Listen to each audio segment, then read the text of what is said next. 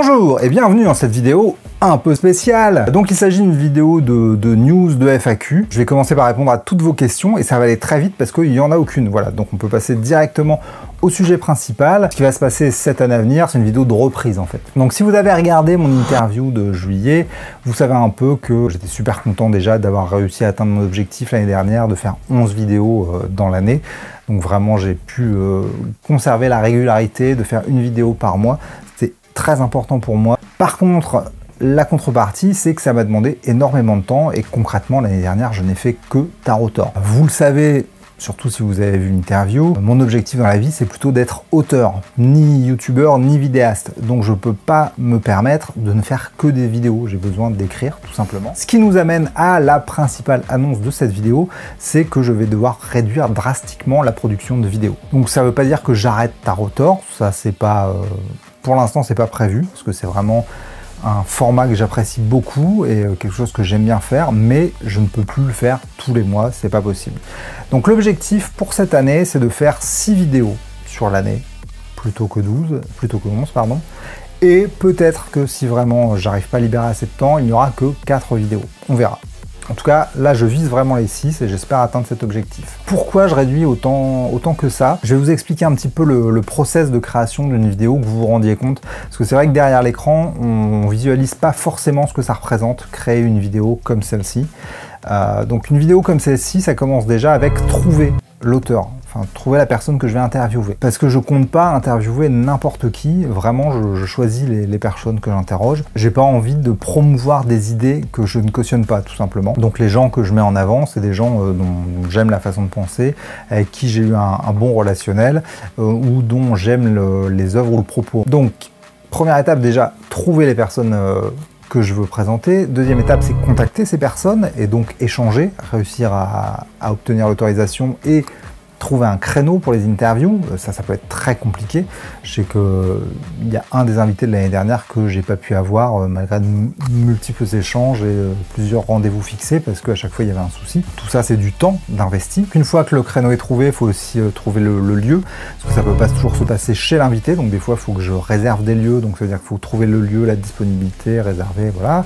Ensuite, pour le jour de l'interview, déjà, il faut que je prépare l'interview, donc c'est-à-dire surtout que je prépare le matériel, que je m'assure que tout est bon, que les piles sont chargées, que les cartes mémoire sont vides et que j'ai les cartes mémoire. Il faut que j'ai vraiment tout mon matériel pour le jour J. Le jour J, il faut que j'aille sur le lieu, donc déplacement, tournage. Après le tournage, il y a la phase de dérochage, c'est-à-dire regarder toutes les images pour vérifier ce qui est de qualité ou pas. Comme le son et l'image sont enregistrés séparément, là par exemple c'est la deuxième fois que je fais cette vidéo parce que la première fois j'ai oublié d'enregistrer le son. Bref. Moi qui voulais tellement apparaître à l'écran. Donc comme le son et l'image sont enregistrés séparément, faut que je les réassocie. Maintenant c'est beaucoup plus facile à faire grâce au logiciel de montage, n'empêche que ça se fait pas en un clic, il faut vraiment vérifier, bien recaler les choses. Ensuite faut faire le montage, ensuite il faut faire tout ce qui est recherche d'illustration, parce que par exemple le simple fait de montrer les couvertures des livres, ça veut dire qu'il faut les trouver, ces couvertures de livres, ce ne sont pas les invités qui les fournissent. Ensuite il y a les effets spéciaux, l'habillage. Après, il y a une phase où j'envoie la vidéo à l'interviewé pour qu'il me valide la vidéo, tout simplement. Parce que je considère que moi, je suis pas là pour piéger mon invité. C'est vraiment une vidéo de confort, on va dire. Je suis là pour les mettre en avant, pour porter leur discours, pour présenter ce qu'ils ont à dire en fait. Donc je veux qu'ils soient complètement en adéquation avec ce qu'ils ont dit. Je veux pas qu'ils se rendent compte que j'ai dit quelque chose que je voulais pas dire. Donc voilà, je leur envoie leur vidéo pour qu'ils puissent, si besoin, supprimer des choses. Je vous rassure, sur l'année dernière, ça n'est quasiment pas arrivé.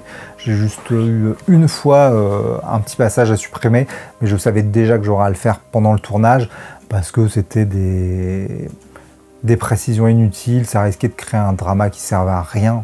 Honnêtement, donc c'est rien de dramatique, c'est juste du futile qui n'avait pas lieu d'être. Et une fois que j'ai validation de la personne, je peux enfin mettre la vidéo en ligne, donc ce qui prend aussi du temps, parce qu'il y a plein de choses à remplir sur YouTube, et après il faut faire la communication sur les réseaux sociaux, ce qui nécessite aussi de générer des images, parce qu'il faut faire les vignettes, les miniatures en fait. Donc voilà, donc ça, plus ça, plus ça, plus ça, ça fait que on y passe énormément de temps. Et c'est pas mon travail, moi, d'être vidéaste. Moi j'ai un vrai travail à côté. Et si vous avez un travail, vous savez ce que c'est, ça laisse pas forcément beaucoup de temps sur ses loisirs. Tarotor, c'est mon loisir. Donc du coup, je fais ça le soir, les week-ends, après le travail. Donc ça fait des grosses journées. Et ça ne me laissait pas le temps d'écrire à côté. Donc j'ai quasiment pas écrit une... Enfin si, j'ai écrit 2-3 trucs, mais c'est pas assez abouti et c'est pas assez avancé par rapport à ce que je voudrais. Donc vraiment, cette année, je voudrais prendre plus de temps pour pouvoir écrire et développer mes projets. Ce que j'aimerais bien faire aussi cette année, par rapport à Tarotor, c'est des vidéos d'arcane. Il y en a 2 qui me tiennent vraiment à cœur. La première, elle est évidente, c'est une vidéo sur le tarot, pour essayer de resituer le tarot un peu dans son contexte historique, on va dire. Parce qu'il y a beaucoup de gens qui viennent sur la chaîne qui n'y connaissent rien en tarot, des vrais néophytes qui viennent pour découvrir. Et du coup, ça me paraît important de leur apporter toutes les clés de lecture que moi je peux déjà avoir dans une petite vidéo efficace qui leur permettra enfin de... Voilà, de savoir de quoi on parle. Et l'autre vidéo, elle est aussi évidente, c'est une vidéo sur le héros aux 1000 visages de Campbell. J'en parle beaucoup dans mes vidéos. Tarotor est structuré par rapport à cette théorie. Donc ça me paraît important de faire aussi une vidéo qui explique vraiment ce que c'est, qui donne les forces de cette méthode, mais peut-être aussi ses limites. Mais le problème, c'est que pour écrire cette vidéo, il faut vraiment que je me replonge dans le livre et que je trouve ça imbitable à lire, donc j'y vais à reculons depuis déjà plusieurs mois. Donc je ne sais pas si ça se fera 2022 ou 2023, mais c'est 2 vidéos que je tiens vraiment à faire sur la chaîne. Et puis il y a toujours carte après carte qui continue, évidemment, donc c'est une vidéo par semaine le lundi, jusqu'à ce qu'on ait épuisé toutes les cartes du tarot, les 78 cartes. Quels sont les projets, justement, tant qu'à en parler? Donc j'ai toujours un roman sur le feu, ça fait au moins 3 ans que je l'ai sur le feu celui-là, mais j'y tiens vraiment. Pas aussi long que ce que j'ai déjà fait, c'est beaucoup moins ambitieux, c'est pas une trilogie, c'est juste un petit livre sur un sujet qui est plutôt simple, mais qui me tient à cœur. Ce sera pas du fantastique, ce sera du contemporain, on va dire une comédie romantique un peu, mais il y aura toujours un aspect très politique, puisque ça va se passer au cœur d'une manif en fait. J'espère le finir. Alors je ne veux pas dire cette année 2022, clairement pas, mais j'espère le finir en 2023 en tout cas. Ensuite j'ai un projet de BD que j'ai déjà entièrement écrit, j'ai fait le découpage case par case, donc maintenant c'est au dessinateur de prendre le projet en main. Normalement on va attaquer ça en septembre. L'idée c'est de monter un dossier BD pour l'envoyer aux éditeurs, parce que si moi en tant que scénariste je peux me permettre de prendre du temps pour écrire un scénario, un dessinateur, c'est plus compliqué de prendre du temps pour dessiner une BD parce que ça prend beaucoup plus de temps et il ne peut pas avoir un travail en parallèle. Donc il a besoin d'avoir une source de revenus pour vraiment pouvoir développer sereinement une bande dessinée en images.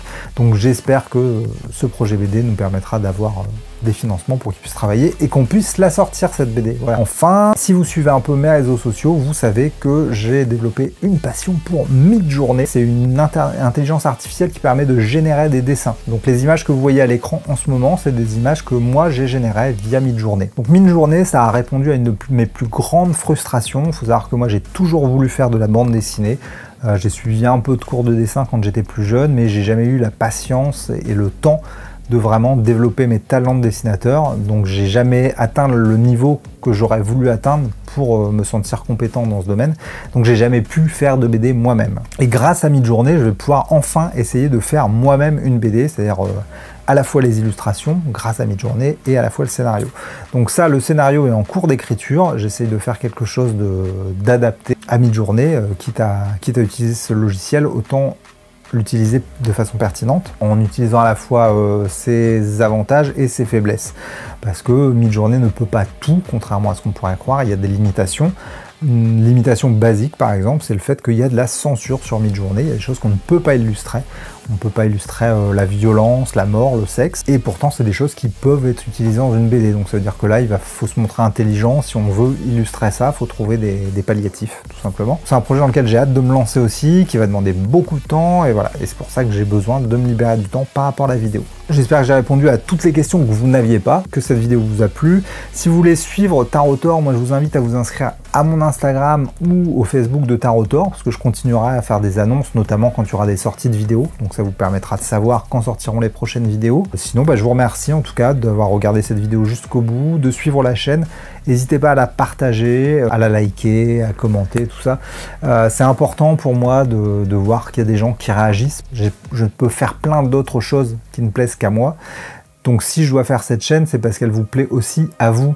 Que vous avez envie de voir des vidéos. Donc n'hésitez pas à manifester cette envie, que je sache que je ne travaille pas pour rien et que vraiment je réponds à une attente.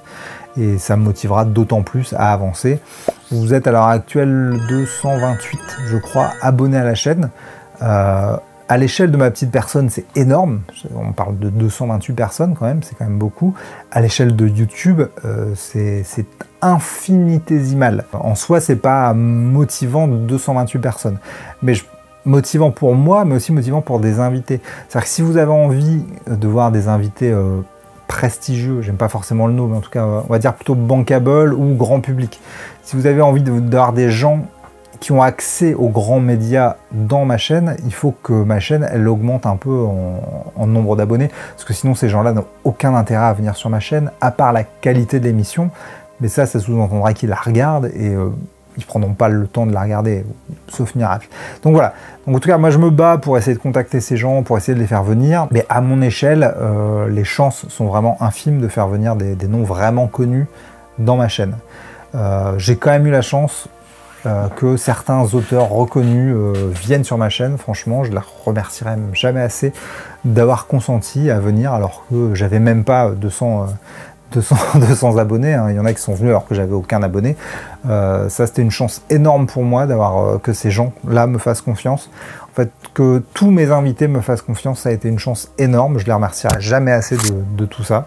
Si vous voulez que je continue à faire venir des gens et des gens de plus en plus connus, bah, il faut aussi que la chaîne elle évolue en chiffres. Donc là-dessus, je ne peux me reposer que sur vous, parce que moi je fais déjà tout ce que je peux. Voilà, je vous souhaite une bonne reprise, une bonne année, bonne fin d'année 2022. Je vous dis à la prochaine.